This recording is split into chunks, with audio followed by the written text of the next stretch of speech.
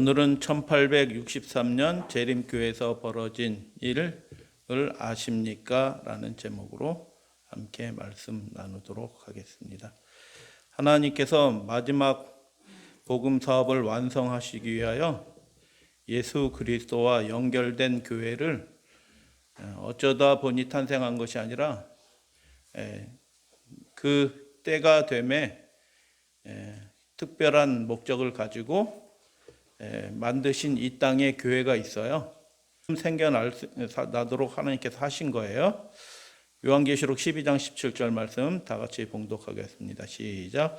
용이 여자에게 분노하여 돌아가서 그 여자의 후손의 남은 자손 곧 하나님의 계명을 지키며 예수의 증거를 가진 자들과 더불어 싸우려고 바다 모래 위에 섰더라. 아멘. 여자의 후손의 남은 자손이니까 그리스도의 남은 자손이에요. 그런데 어떤 분들은 그리스도의 남은 자손, 교회 다니시는 분이시다라고 그렇게 생각하시는데 아니거든요. 하나님께서 특별히 주목하는 백성은 그냥 교회 다니는 사람이 아니라 그리스도의 남은 자손은 하나님의 계명을 지킨다라고 얘기해요. 하나님의 계명을 지키는 사람들이 그리스도의 남은 자손이에요. 그러면 모든 시대에 다 그리스도의 남은 자손이 있지 않겠느냐라고 얘기하는데 계시록 12장 17절의 이 상황은 특별한 때에 하나님께서 탄생하게 하신 그리스도의 남은 자손이에요. 그래서 하나님의 계명을 지키며라고 얘기하는데 사랑의 계명이 아니고 무슨 계명이라고요? 하나님의 계명이 사랑의 계명이 아니고 하나님의 말씀을 자꾸 두루뭉술하게 해서 뭉개버리는 사람들이 있어요. 그럼 믿음이 안 자랍니다. 믿음 없는 사람과 함께 불심판에 떨어져요. 그 사람들은. 하나님의 말씀을 옳게 분별하지 않고 대충 이렇게 믿었으니까 대충 믿음을 가지고는 구원을 못 얻거든요. 그래서 하나님의 말씀이 어떻게 되어 있는가 분명하게 분별하라라고 디모데에게 바울은 얘기했어요. 하나님의 계명이 여기서 분명히 십계명이에요. 십계명. 어떻게 그걸 알 수 있느냐? 계시록 11장 19절에 바로 앞부분에 뭐가 나온다고요? 휘장이 열리니 그 안에 언약궤가 보이며 이렇게 되어 있어요. 그 언약궤, 하늘에 있는 성소, 지성소에 있는 그 십계명 언약궤. 그래서 하나님의 계명은 십계명입니다. 그래서 십계명을 지키는 자들이 이 마지막 시대에 있을 것이다 라고 얘기하는데 그 십계명을 지키는 사람이 언제 출현하냐? 십계명 항상 다 지켰어요 이렇게 얘기할 거예요? 그렇지 않거든요. 언약궤가 왜 보이냐 하면 예수님께서 그 지성소로 들어가셨기 때문에 그 휘장이 열려서 언약궤가 보인 것입니다. 이해하시나요? 그걸 이해를 하셔야지 말씀이 풀리는 거예요. 예수님이 지성소에 들어가셨기 때문에 들어가시면서 휘장이 열리기 때문에 그 지성소에 있었던 언약궤가 보였다라고 얘기하는 것입니다. 그러므로 이때 12장 17절의 이 장면은 예수님께서 어디로 들어가셨을 때의 장면이에요? 지성소에 들어가셨을 때 벌어지는 일들에 관한 설명이에요. 예수님께서 지성소에 들어가셨을 때 이 땅에 그 예수님과 연결된 그리스도와 연결된 하나님의 남은 자손 마지막 백성이 출현하는데 그 사람이 하나님의 계명을 지키는 사람들이다라고 그렇게 딱 말씀하신 거예요. 할렐루야 아멘. 그렇기 때문에 이 백성은 모든 시대에 믿는 사람들이 아니라 모든 시대에 믿는 사람들이 아니에요. 계시록 12장 17절의 말씀은 예수님께서 지성소에 들어가셨을 때 1844년 지성소에 들어가셨을 때 그때 이 땅에 탄생한 하나님의 계명을 지키는 자들, 무너진 데를 수보하는 성령의 사람들이 예수님과 연결된 사람들이 탄생할 것인데 바로 그 사람들이다. 그래서 이 마지막 시대 하나님의 계명을 지키는 예수 그리스도의 남은 자손이 출현한다라는 것입니다. 근데 용이 어떻게 해요? 분노하여. 용이 알아요, 몰라요? 이 세상 사람들은 모릅니다. 다 그 교회가 그 교회인 줄 알고 우리도 계명 지키고 니네도 계명 지킨다고 하고 말도 되지 않는 얘기로 얘기하지만 용은 예수 그리스도의 하나님과의 평화의 은혼 가운데서 이 마지막 시대에 탄생할 교회가 언제 탄생하고 그들이 어떤 백성이 될 건지 마귀는 정확하게 알고 있는 것입니다. 이 세상 사람들은 몰라요. 교회 다니는 사람도 모르고. 왜냐하면 하나님의 말씀에 관심이 없으니까 하나님이 뭘 하시는지 도무지 모르는 겁니다. 그런데 용은 성경을 잘 알고 있기 때문에 1844년이 되면 이 땅에 하나님의 백성이 딱 탄생할 것을 알고 있어요. 어디에서 탄생해요? 광야에서 탄생해요. 인적이 드문 곳에서 탄생해요. 그렇기 때문에 그 하나님의 계획을 딱 알아차리고 그곳에서 그 탄생할 남은 자손, 하나님의 택하신 그 백성, 그 교회를 탄생하자마자 어떻게 하려고요? 없애려고 예수님을 삼키려고 했던 그 용이 똑같이 하는 겁니다. 그래서 여러분, 용은 압니다. 어떤 교회가 진짜 교회인지, 어떤 백성이 진짜 하나님의 백성인지 딱 알고 있어요. 진짜 백성이 아닌 사람들은 핍박도 안 해요. 그냥 가만히 내버려둬도 교회를 100년 다녀도 그 사람은 구원 못 얻거든요. 그런데 진짜 하나님과 예수님과 연결된 백성, 지성소에 들어가신 예수님과 연결된 백성은 그를 통하여 하나님이 이 복음 사업을 마치고 그 마쳐지면서 자기는 운명이 끝나는 거예요. 그러니까 마귀가 벌벌벌 떠는 겁니다. 뭘 벌벌벌 떨어요? 하나님의 남은 자손이 이 땅에서 탄생할 때가 딱 되니까 벌벌벌 떨리고 어떻게 해요? 어찌하든 그 남은 자손을 이 땅에서 없애버리려고 분노하여 돌아가서 싸우려고 했다라는 것입니다. 계시록 12장 17절의 말씀의 상황이 예수님이 어디에 들어가신 상황이라고요? 지성소에 들어가신 상황이다. 그렇기 때문에 이 교회는 그냥 하나님의 계명을 지키는 모든 시대의 교회 아니거든요. 어떤 교회예요? 1844년 예수님이 지성소에 들어가실 때 이 땅에 탄생한 교회 딱 하나밖에 없어요. 그 하나님의 계명을 지키는 그 교회를 대상으로 그 백성들도 잘 몰라요. 그런데 용은 알고 있어요. 이 백성을 통하여 하나님이 예수님이 복음 사업을 마치실 거라는 것을 알고 있기 때문에 이 교회를 무너뜨리려고 그렇게 한 것입니다. 그래서 1863년 재림교회가 공식적으로 교회 이름을 달고 제7일 안식일 예수재림교회라는 교회 이름을 달고 세상에 나온 해가 몇 년이에요? 1863년. 근데 마귀가 어떻게 한다고요? 우리가 탄생한 것을 딱 알고 그 교회를 땅끝까지 복음을 전해야 되는데 땅끝까지는커녕 그 나라 미국에서조차도 발을 붙이지 못하게 완전히 망하도록 마귀가 분노하여 그 일들을 하는 것입니다. 그래서 그 일을 잠깐 빨리 이 앞부분을 읽어드릴게요. 미국에서 건너온 청교도들은 안식일 엄수주의자들이었다. 그래서 제7일을 안식일을 지키는 사람들이 아니라 첫째 날을 안식일을 엄수하는 이 사람들은 그래서 청교도 필그림이라고도 하고 그렇게 부르는 사람들인데 그 사람들은 일요일을 철저하게 준수하는 사람이다. 그러므로 요즘 교인들은 청교도 정신을 가지고 있는 교회예요? 아닌 교회? 개신교회? 다 잃어버렸습니다. 가짜 교회입니다. 요즘 개신교회들은 다. 노동뿐만 아니라 일체의 오락도 하지 않았다. 핸드폰 안 하는 겁니다. 핸드폰 가지고 막 이거 땅은 세상 거 막 보고 이런 것들 하지 않는 거예요. 식민지도는 신세계 그들의 생활에서 가장 핵심적인 부분은 그래서 일요일 예배인 것입니다. 성수. 이러한 강력한 종교적 신념은 신대륙에서 그런데 종교 자유에 뭐가 됐다고요? 위협이 된 것입니다.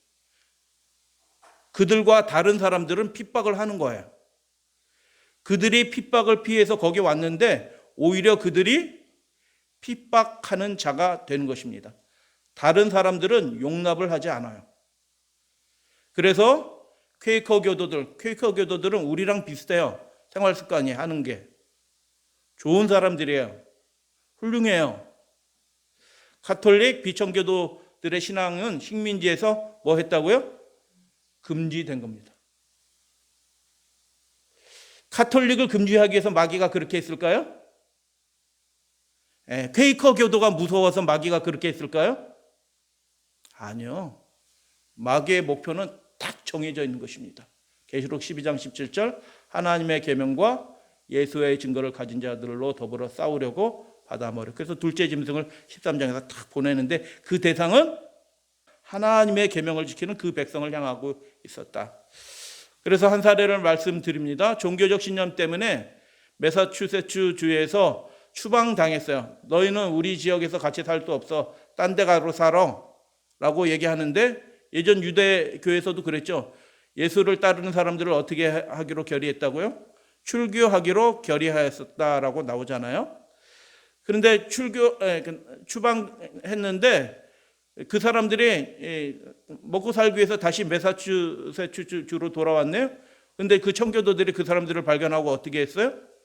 그 2명 매달렸고 여자 매달고 그다음에 또 다른 사람 매달려고 준비하고 있잖아요. 4명 목 매달아서 죽이는 거예요. 무슨 이유 때문에? 아무 다른 이유가 없어요. 우리와 다른 신앙을 하는 너희들은 용납할 수 없다 하고 목 매달아 죽인 겁니다. 그런데 그런 형편은 이게 동부에 주로 이제 주가 있었는데 연방이 없었던 당시에요. 밑에하고 저쪽 서부 쪽은 스페인령이었어요. 여러분 스페인은 종교가 어떤 종교예요? 가톨릭이에요. 그래서 이 사람들이 어떤 사람들은 이쪽으로 오지만 저 밑으로 내려간 사람도 있어요. 저쪽 플로리다 쪽 그 노란색 부분이 스페인령이었기 때문에 그쪽은 가톨릭 신자들이 많았거든요. 근데 거기서는 핍박이 없었나? 16세기에 돌아가면 프랑스 가톨릭들이 위그노 교도들을 학살합니다. 바시의 학살, 성 바돌로메의 학살 이렇게 해서 엄청나게 많은 사람들을 학살해서 죽여요. 몇 사람 죽인 게 아니고요. 프랑스에서 사회를 구성하던 굉장히 중요한 사람들이었어요. 분홍색의 위그노 지역들이거든요. 그러니까 한 반반 되는 겁니다. 프랑스라는 나라가 개신교도들이 한 절반 되는 겁니다. 근데 이 가톨릭 세력들이 왕을 위시해서 이렇게 해서 어떻게 하냐면 그 위그노들을 싹 잡아 죽이는 일을 하는 겁니다. 그래서 그들이 어떻게 할까요? 피하잖아요. 저쪽 이탈리아 산골로도 피하고 스위스로도 피하는데 피해서 네덜란드로도 피하고 해서 어디로 피하느냐 하면 그 사람들이 청교도들처럼 어디로까지 피해요? 아메리카로까지 피해서 오는 거예요. 배 타고 넘어서 오는 겁니다. 그 위그노들이 미국에도 정착을 하는 것입니다. 정착을 해서 사는데 1883년이니까 재림교회가 형성된 후 이렇게 바로 그런 일들이 벌어진 거예요. 그래서 정착을 하는데 그 남부 지역에서 어떤 일들이 벌어지냐면 그 스페인 사람들이 저 사람들이 위그노 개신교도들이라는 이유 그 하나 때문에 그들을 또 죽이는 겁니다. 그래서 어떤 일이 벌어졌냐면 프랑스에서 벌어졌던 일들이 신대륙에서도 동일하게 벌어진 것입니다. 여러분 로저 윌리엄스라고 좀 아시나요? 각시대쟁투에 굉장히 긴 분량으로 나와요. 사실 종교 자유를 위한 투사로 그렇게 대쟁투에는 기록이 되어 있어요. 로저 윌리엄스는. 근데 그 당시 사람들에게는 어떻게 생각이 됐냐 하면 체제를 거슬리는 반체제 인사예요. 여러분 우리가 하나님의 계명과 예수 믿음을 지키는 것들이 어떤 믿음인가? 결국 이런 비슷한 상황이 된다는 겁니다. 이 세상의 체제에 이 세상이 좋게 하려는 방향으로 나아가는데 자꾸 어깃장을 놓고 협력하지 않는 아주 이상한 무리로 여겨지는 겁니다. 그래서 이 사람이 미국으로 이주를 해서 거기서 정착을 하려고 하는데 매사추세츠주에서 거부를 합니다. 너 우리 동네 들어오지 마. 그래서 하는 수 없이 매사추세츠주 바로 밑으로 조금 내려서 지금도 뭐 조금 해요. 뭐 그 당시에 주치고는 제일 조그만 주죠. 로드 아일랜드라는 주를 만들어서 그곳에는 퀘이커나 유대인들을 포함이나 청교도 아니더라도 종교 차별이 없이 그런 주를 만들어서 통치를 하기 시작한 것입니다. 당시에 그 주들은 말씀드렸듯이 시민법이나 교회법이 서로 그 법이 그 법이에요. 그래서 교회의 말을 안 들으면 그 지역에서 살 수가 없는 거예요.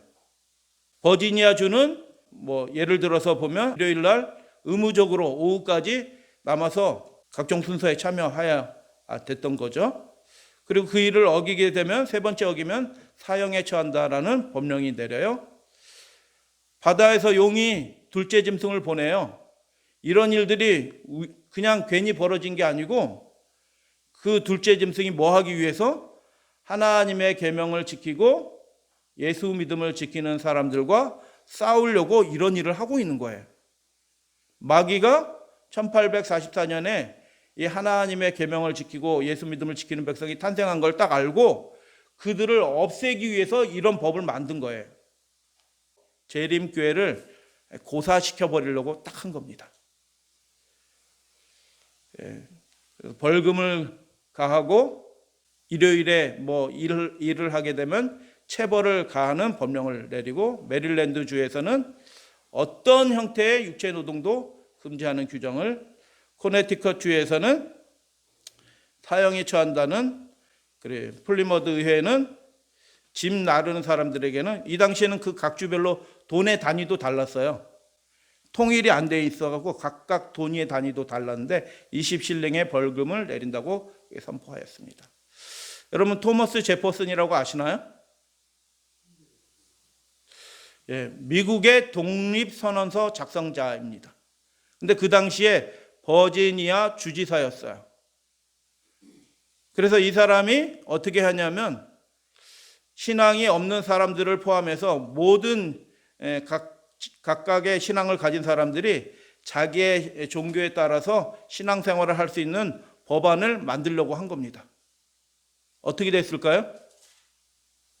그거 좋습니다. 우리도 저 대륙에 있을 때 그렇게 핍박을 받았으니까 종교에 의해서 그렇게 차별받고 핍박을 받는 일은 없어야 되겠습니다 하고 청교도 그 주에서 버지니아 주에서 찬성했을까요? 주지사가 하려고 하는데 거부당했습니다. 안 된 겁니다. 그래서 이런 일이 벌어질 때 재림교회 큰 도전이 되었다라는 것입니다. 이게 단순히 정치적인 상황이 아니라는 것을 말씀드렸어요. 용이 분노하는 상황이에요. 교단이 탄생할 때부터 그 일이 벌어진 것입니다. 재림교회가 탄생할 때부터 2300주의 끝에 예수님께서 지성소로 들어가실 때 이 땅에는 그분과 연결된 하나님의 계명을 지키고 예수 믿음을 지키는 자가 탄생했는데 1844년 그 교회가 남은 무리가 공식적인 이름을 가지고 출발하던 그해 놀랄 만한 일이 벌어졌는데 미국 각 교단의 교단 대표들이 11교단의 교단 대표들이 다 모여서 국가개혁연합을 만드는 것입니다. 왜 만들었다고요? 기독교 정부를 구성해서 하나님의 법으로 이 연방 정부를 동일한 법으로 통치하자, 일요일을 성수하도록 하자라는 그런 목적으로 국가개혁연합이 형성이 된 것입니다. 만들어졌어요. 둘째 짐승이 그 일들을 하려고 한 것입니다.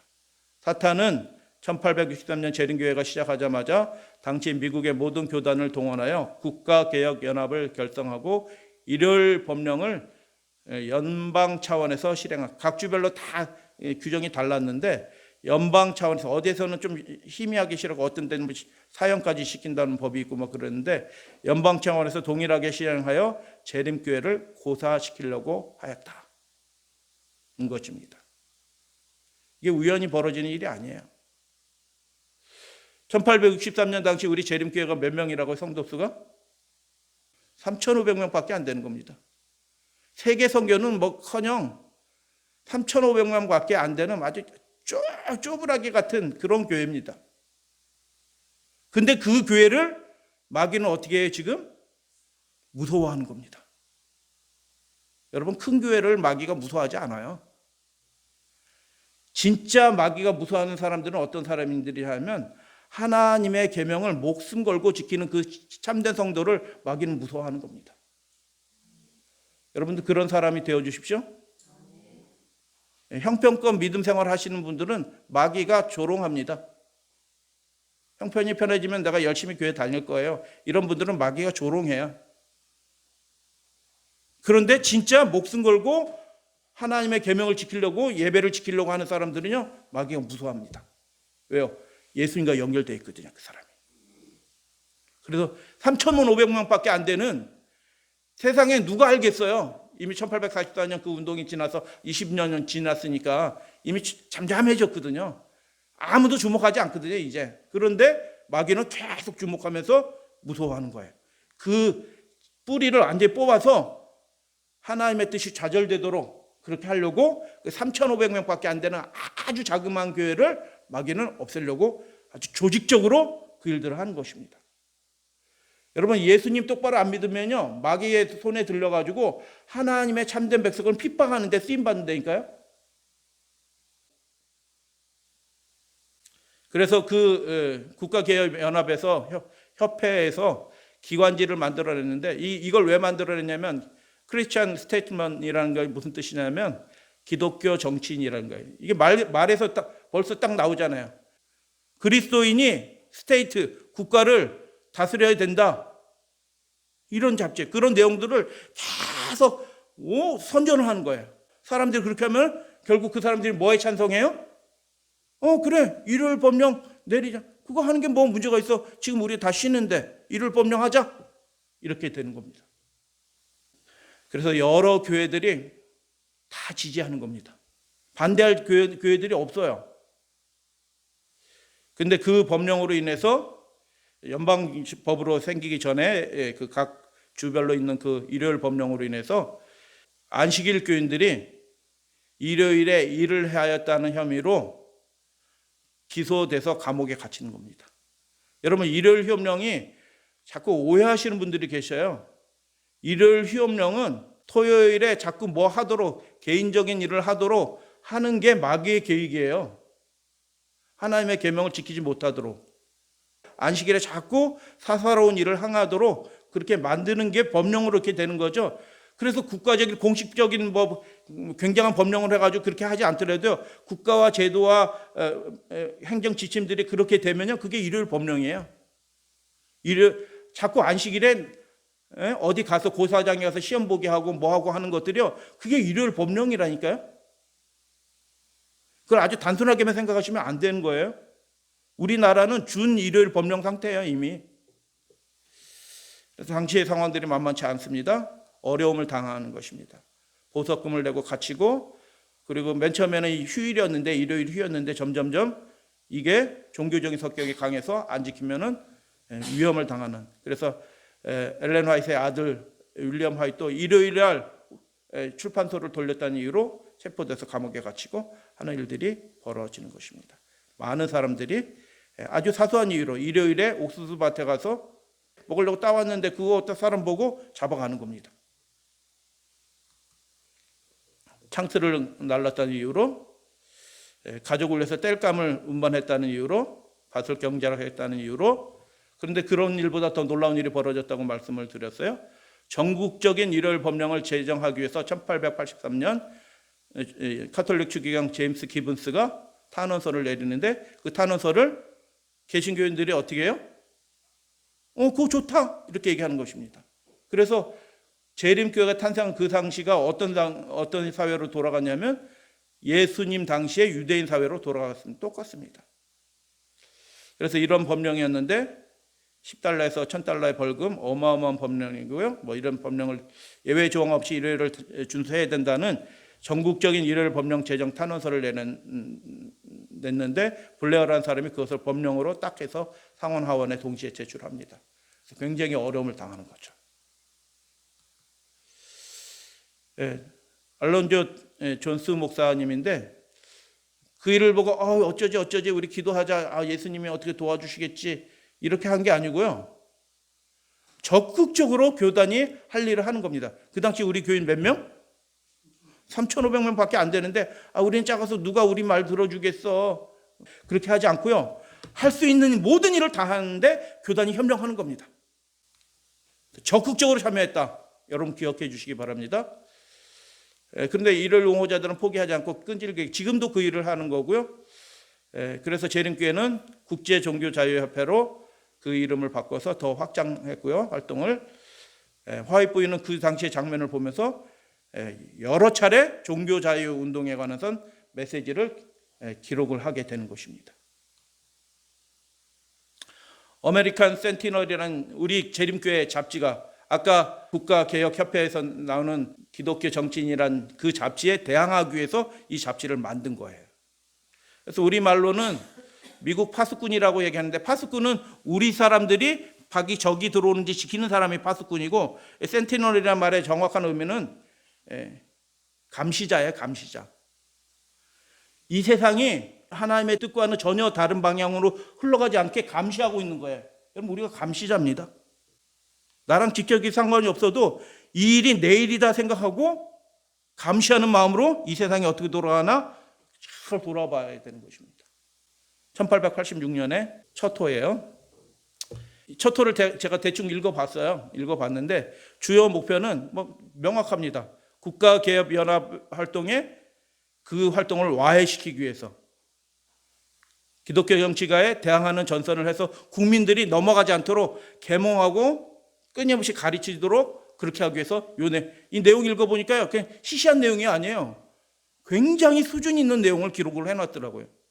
정치적으로 역사적으로 쫙 아주 수준이 있는 잡지를 1호부터 쫙 지금까지 나오고 있는 겁니다. 지금까지. 그래서 그게 이제 1900년대 가서는 리버티 자유지로 해서 바뀌어집니다. 근데 교황과 미국 기독교가 심상치 않은 움직임을 20세기 말에 했어요. 교황이 주의 날 교서를 통하여 그 시민법을 제정해라 라고 제안을 한 겁니다. 일요일을 그렇게 휴업령으로 하는 시민법을 누가 제정하라 라고 전 세계에 반포를 했어요? 교황이 반포를 한 거예요. 이게 놀라운 거거든요. 그리고 미국 기독교의 가장 대표적인 인물인 팻 로번슨 목사도 어떻게 했냐면, 예전에 식민지 시대 때 일요일 법안을 연방 차원에서 지키는 것을 부결했는데 그거 어리석은 일이다. 지금이라도 빨리 해야 된다라고 그렇게 하는 겁니다. 미국 기독교 지성 중에서 굉장히 탁월하면서 그리고 건전한 사람, 개신교인인데 이 변호사예요. 존 더블 화이트헤드라는 사람이 있는데 이 사람이 책도 많이 저술해요. 그 러더포드 연구소라는 것을 만들어서 이 미국이 건전한 나라가 되도록, 기독교적인 국가가 계속되도록 발언도 하고 하는 그런 사람인데, 이분 책이 우리나라에서도 2권 번역이 된 게 있어요. 아주 훌륭합니다. 근데 이분은 그 아까 펜 로번슨 목사가 정치 목사다 비난하는 거예요. 근데 이 사람도 어떻게 해요? 수정헌법에 우리나라는 그 수정헌법이 그냥 우리나라 무신론국 국가처럼 되는 게 아니고 우리나라는 기독교 국가다 이렇게 주장하는 사람이에요. 여러분 잘 기억하세요. 카톨릭, 정치적인 개신교, 보수적인 개신교조차도 생각 자체는 어디로 가 있어요? 일요일 날 쉬어야 된다. 그 법령으로 만들어야 된다는 생각이, 그것에 반대할 사람이 아무도 없는 겁니다. 그래서 국가기도의 날이 위스콘신 주 법원에서 이거 위법이다 이렇게 해서 판결을 내린데, 연방 대법원에서 바로 다음에 만장일치로 기각한, 끄떡하지 않습니다. 일요일 법령이 예전에도 내렸었고 지금도 다시 내리면서 끝나는 겁니다. 이제. 그래서 엘렌 화이트 종교운동을 어떻게 얘기했냐, 딱 요약해 드립니다. 열렬하게 적극적으로 그 종교자유운동을 참여해야 된다. 교회가 목격했거든요. 아까 알론조 존슨 목사가 막 해서 훌륭한 일들을 하는 거 보면서 와, 이거 굉장히 중요한 일이구나. 화이트보이도 이렇게 느낀 바가 있어서 메시지도 나면서 여러 차례 나면서 그게 이제 교회 증언에 특별히 한 부분을 묶여서도 나오기도 하고 그래요. 지속적으로 해야 된다. 주도적으로 일할 지도자가 있어야 된다. 이 일은 셋째 천사의 기별에 굉장히 중요한 부분이다라고 그렇게 기록을 하는 것입니다. 잠깐 살펴볼게요. 일요일 협령 파란 글씨만 볼게요. 그 운동이 지금 우리들에게 임하고 있다. 우리는 각성해야 된다. 그리고 대적의 침입을 어떻게 해야 된다? 막아야 된다. 근데 교인들이 어떻게 하고 있다? 지금 절반도 깨어있지 않다. 이 사람들은 초기부터 그 일을 당해가지고 굉장히 긴장하고 있는데도 절반도 깨어있지 않은데, 우리나라는요, 일제시대 신사참배까지 했으면서도 아무 생각이 없어요, 교인들이요. 교인들만 그런 게 아니라 교회가, 죄송합니다. 교회가. 그래서 교회가 어떻게 활동하기를 원했냐면, 셋째 천사의 특별한 사업이다. 이 사업은 종교자유를 위해서 활동하는 거. 청와대에서 신문고에서 누르고 1인 시위해서 피켓 들고 가서 서 있고, 이런 게 셋째 천사의 기별을 전하는 거다. 열렬하게 그 종교 자유를 제한하는 조치를 무효화시키기 위해서 열렬하게 노력해야 한다.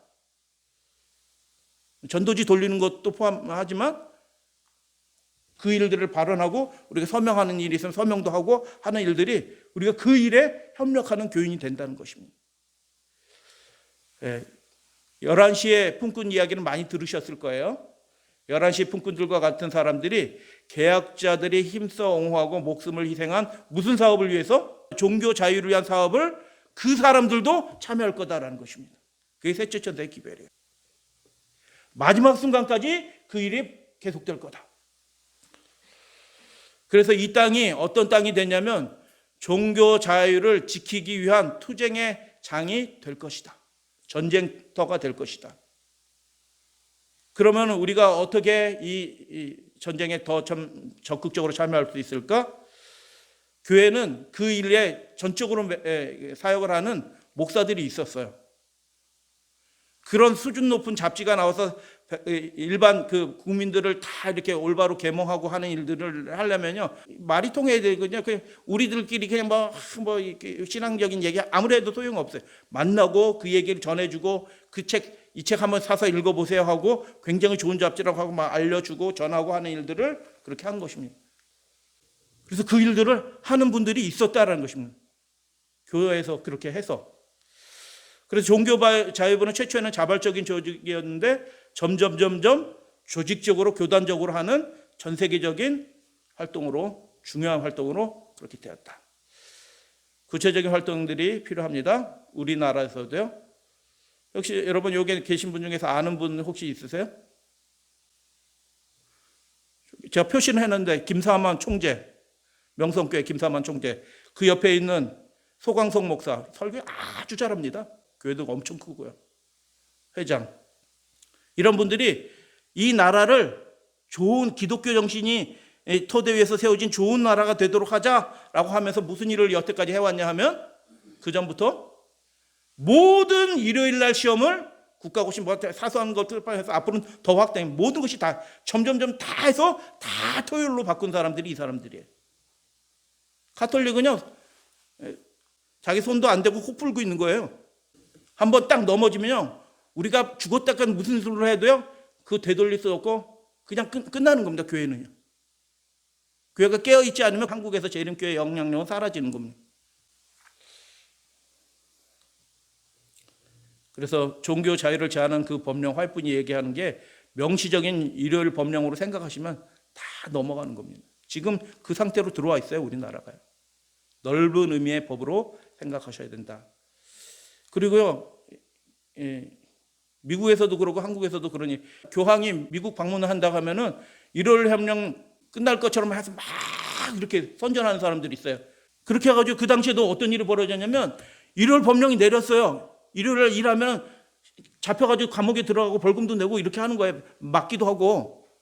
그런데 이게 마치 우린 엿새 동안 힘써 일하라고 했으니까 우린 엿새 동안 일한다. 그러고 막 일하고 나 일했어. 잡아가. 이렇게 하는 사람들이 있었다니까요. 그게 믿음 좋은 것처럼. 그런데 화이트분이 뭐라 하냐면 그 지혜롭지 않다라는 겁니다. 우리는 안식일을 잘 지키면 되는 거예요. 그리고 그 첫째 날은 지혜롭게 쓰면 돼요. 핍박을 자초하는 사람들이 있어요. 그래서 교육이 필요한 겁니다. 이 마지막 시대 대란인데, 양심의 문제에서는 다수결은 아무 힘이 없습니다. 스파이얼스 독일 그 의회에서 1529년에 그렇게 외쳤잖아요. 참 훌륭해요. 기별과 구원은 외치라고 주어진 것입니다. 우리가 그 일에 참여해야 되는 것입니다. 마지막 투쟁이고요. 우리에게 위임되었다라고 얘기합니다. 자유의 깃발이에요. 들어야 되는 것입니다. 이 일이 굉장히 중요해요. 여러분 들어보셨나요? 살라만카 묵시라고요? 화해꾼이 묵시를 받았어요. 그러니까 이게 마지막 시대 중요한 일이에요. 그러니까 하나님이 묵시를 줬어.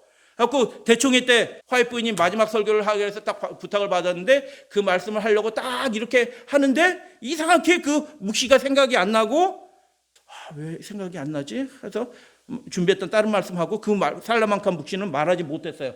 회중들한테. 하나님이 막으신 겁니다. 아직 하지 마.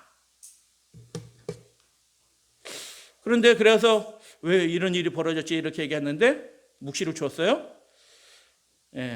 1891년 3월 대총에서 엘렌 화이트는 종교자유주의에 묵시를 설교 중에 말하려고 했지만 잘 생각나지 않게 됩니다. 성령께서 막으셨는데 종교자유협회장 및 중요한 역할을 하는 사람들이죠. 이에 동조하는 지도자들이 종교자유주의, 아까 그 종교자유주의 교회의 이름을 제7일 안식일 예수 재림교회 교회의 이름을 제외하고 출간하자. 이걸 결의를 하려고 그런 겁니다. 아니 우리가 그 종교자유주의 그 문제가 그게 가장 핵심적인 문제인데 우리 교단 이름을 빼면 그게 뭐가 되는 거예요?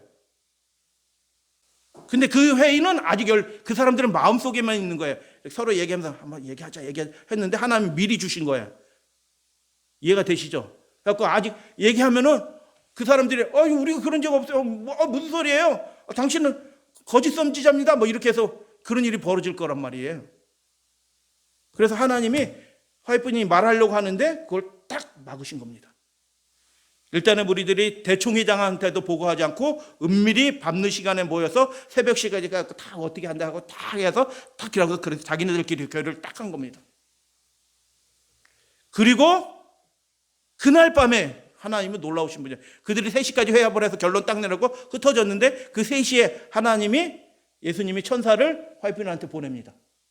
그래가지고 살라만카에서 줬던 그 묵시 이거다 하고 생각나게 하시고 그건 내일 아침에 대총회장한테서 얘기하라라고 얘기하고 그래서 받은 그대로 가서 아침날 가가지고 대총회장한테 가니까 무슨 말씀이 있으세요? 대총회 기간 중이었어요. 무슨 말씀이 있으시나요? 그러니까 하나님이 저에게 특별한 말씀 주셨습니다. 그래서 딱 앉아서 했는데 그 대총회 지도부들이 쭉 있는데 거기서 하나님이 이런 주셨습니다. 하니까 대총회장이 깜짝 놀란 겁니다. 왜 놀라요? 자기한테 보고도 하지 않고 그런 일을 하고 있다는 것을 알게 되고 깜짝 놀랐고 대총회장의 주변에 다 그런 거 아니면 몇 주요 목사들이 그 일에 그날 밤 새벽에 참여했었거든요. 새벽까지 모여서 그 결의한 사람들이거든요. 근데 그 새벽 3시에 똑같은 그날 새벽 3시에 화이트분이 천사를 보내서 그걸 딱 깨닫게 한 겁니다. 말하라고 하니까 딱 얘기하니까 그 사람들을 얘기도 하지 않았는데 제가 그때 거기에서 오늘 아침 새벽에 제가 거기 찬성표를 든 사람입니다. 제가 회개합니다. 할렐루야 아멘. 그 협회장도 제가 이 일을 주재했습니다. 제가 회개합니다. 뉘우칩니다. 다 고백하면서 불과 5시간 전에 그들이 새벽에 모여서 결의했던 그 내용을 하나님이 탁 올바로. 여러분 이 교회는요 어쩌다 보니 생긴 교회가 아니라니까요. 예수님과 어떻게 된 교회라고요? 연결되어 있는 교회입니다. 그래서 이 사건을 통해서 우리가 배워야 될 게 뭐냐면 이 종교 자유라는 활동이 이 마지막 시대에 예수님께서 굉장히 중요하게 주목하고 계시는 굉장히 중요한 활동들이다. 내가 할 일이 아무것도 없는 것처럼 보여도 그 일에 내가 어떻게 하면 참여할 수 있을까 하고 적극적으로 참여해야 되는 겁니다. 화이트분이 이렇게 기록했어요. 교회증언 9권. 이 교회증언 9권이 그 부분만 다른 데도 있는데 그 부분만 압축해서 모아놓은 글들이 있어요. 종교자유에 관해서. 한 가지 수단이 실패하면 다른 것으로 시도하라. 아멘. 중요하기 때문에 우리의 노력은 생기 없고 활기 없는 것이 되어서는 안 된다. 이렇게 돼서 안 돼. 그건 뭐 우리 얘기 노력 그런 식으로 하면 안 된다는 겁니다. 진리를 위해서 즐겨 고난을 당하는 자를 위해서 그들의 압제와 학대에서 건져내기 위해서 우리가 할 수 있는 일은 뭐 해야 된다? 다 해라. 한 자매는 교사가 만류하는 겁니다. 너 서울교대 집어넣어라. 너 합격해. 넌 서울교대 넣으면 합격할 수 있어. 교대의 서울대입니다. 서울교대는. 교대 중에서 서울대. 서울대 갈 수 있는 실력인데 그날 토요일 날 면접 보니까 이 학생은 서울교대 안 넣고 어디를 넣어요? 저 춘천에 있는 교대에 넣는 겁니다. 한 자매는 결혼까지 아이 있는데 학부를 졸업한 지 10년이 지난 후에 한 명 인원을 추구하는 모집하는 이화여대 대학원에 100대 1을 계속 안식일 날 시험 보는 겁니다. 그러니까 못 보다가 한 명 결혼이 생겼는데 평일 날 추가 모집해가지고 그때 모집해서 합격을 합니다. 10년을 넘게 기다립니다. 서울에 있는 대학원 가지 않고 저 인천에 있는 인하대학의 대학원에 갑니다. 한 형제는 대학원 가는 거 포기하고 미국 건너갑니다. 한 형제는 경희대 한의대 자퇴하고 다시 시험 봐서 고대의대 갑니다. 안식일날 자꾸 시험 보니까. 한 형제는 대학원 종합시험 자꾸 보니까 종합시험 그거 아무것도 아닙니다. 그냥 가서 앉았다 이름만 써고 내면 그 시험이에요.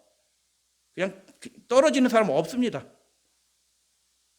근데 그 시험 영어 한 과목 때문에 대학원 졸업을 코스웍을 마치지 못하고 거부하고 군대로 갑니다. 근데 어떤 형제들은 안식일날 시험 보러 갑니다. 근데 다 우리 교인들이고 우리 청년들이고. 근데 화이프는 뭐라고 얘기했냐면 진리를 위해 질겨 고난을 당하는 자들을 뭐 하라고요? 건져내기 위해서 모든 일을 다 해라.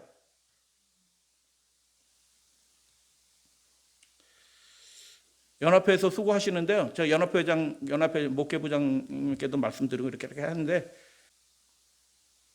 근데 수고는 하셨어요. 그런데 40년 전으로 돌아가면 우리 재림교회는 아주 연약한 교회였지만 그렇게 활동하지 않았어요. 아주 열렬하게 적극적으로 그 일을 했던 것입니다. 그래서 민주노총에서 피켓 들고 나와서 뭐라고 해요? 미국은 법으로 이렇게 돼 있어요. 우리나라도 그렇게 가려고 하는 겁니다. 일요일 날 일 시키지 마세요. 우리나라도 갑니다. 근데 준비 안 돼 있으면요. 개신교회 타락한 큰 음료하고 해가지고 이 일이 그냥 한순간에 딱 끝난 겁니다. 그래서 우리가 이 일에 굉장히 관심을 가져야 된다. 예수님이 선지자를 통해서 직접 묵시를 주신 대총회를 통해서 말하도록 하신 기별이다. 우리들도 그렇게 참여해 주시기 바랍니다. 종교자유부 전담 책임자를 둬야 되고 예산도 둬야 되고 잡지도 발행하고 영상도 만들어갖고 우리 교인도 자꾸 교훈을 받아야 되고요. 다른 사람들도 알려줘야 되고 그런 선언도 좀 해야 되고 이렇게 해야 되는 것입니다. 김연아 한 사람을 위해서 입시 규정을 고려되는 바뀝니다. 근데 우리 교인들이 아무리 떼거리 가서 하더라도 필요 없어. 시험 보든지 안 보든지 알아서 해. 이런 겁니다. 그러니까 여러분 이걸 잘 기억하세요. 우리나라 법이 그렇게 못하게 돼 있겠어서 그렇게 못하는 게 아니에요. 이해가 되시죠? 안 해주려고 하기 때문에 못하는 겁니다. 그러니까 그것을 해달라고 끊임없이 정당한 절차를 해서 그렇게 해서 요구를 해야 되는 것입니다. 국가를 위해서 기여하는 거 좋아요? 근데 진짜 국가를 위해서 기여하는 게 뭐냐? 금메달 따고 올림픽 축구대회에서 4강 들고 이런 게 국가를 위해서 기여하는 거냐? 그 사람들 술 먹고 가면 국제 경기에 나와서 술 먹고 막 룸사롱 들어서 술 먹고 그랬는데 특례를 해소하나요? 해소 안 했어요.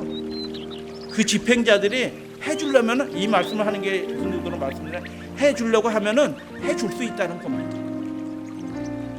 대한민국 헌법이 바뀌어가지고 2018년도 대체복무 방안이 없는 병역법은 위험해가지고 법이 바뀌어서 그런 게 아니라니까요. 그 일을 계속 해왔기 때문에 법의 해석이 바뀐 겁니다.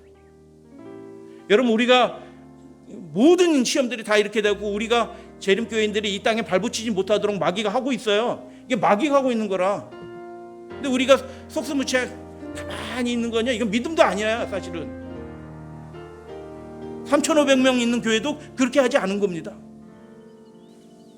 진짜 중요한 사람은 이 재림교인처럼 신앙 양심을 지키고 정직하게 건전하게 살아가는 사람이 진짜 국가를 위해서 필요한 사람들이에요. 할렐루야, 아멘.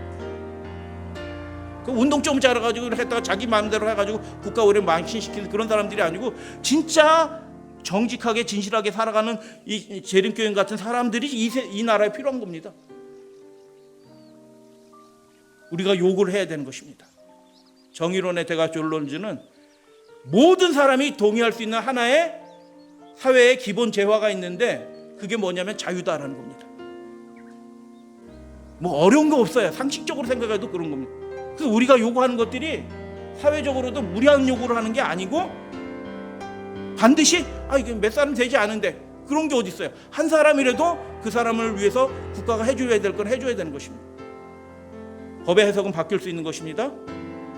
예전에는 터무니없이 안 되는 일이었는데 계속하니까 되는 것입니다. 미국에서도 셔벗하고 베르너의 판례가 있어요. 셔벗은 우리 재림교인이에요. 베르너는 고용주예요. 근데 셔벗이라는 우리 재림교인이 5일제 한다고 들어갔는데 이 고용주가 어느 날 6일제 근무로 바꿔버린 거예요. 저는 못해요 하니까 회고해버린 거예요. 이건 연방 대법원 판례, 굉장히 중요한 판례로 남아있는 판례예요. 그래갖고 실직당했는 것도 억울한데 그래갖고 그 주에 가가지고 실직 수당 받으려고 하는데 네가 자발적으로 나오는데 무슨 실직 수당이냐, 못 준다 이렇게 해버린 거예요. 자세히 말씀드리지 않습니다. 결국 판례로 남았습니다. 주에서 판례한 거 취소, 실직 수당 줘라 이렇게 된 겁니다. 법이 바뀐 게 아니라니까요. 해석이 바뀐 것입니다. 해석이. 오늘날도 우리는 이 원칙을 확고하게 고수해야 한다. 복음교회 창시자들과 그 이후에 여러 세기 동안의 하나님의 증인들에 의하여 높이 들렸던 진리와 종교 자유의 깃발은 이 마지막 투쟁에 있어서 우리의 손에 위탁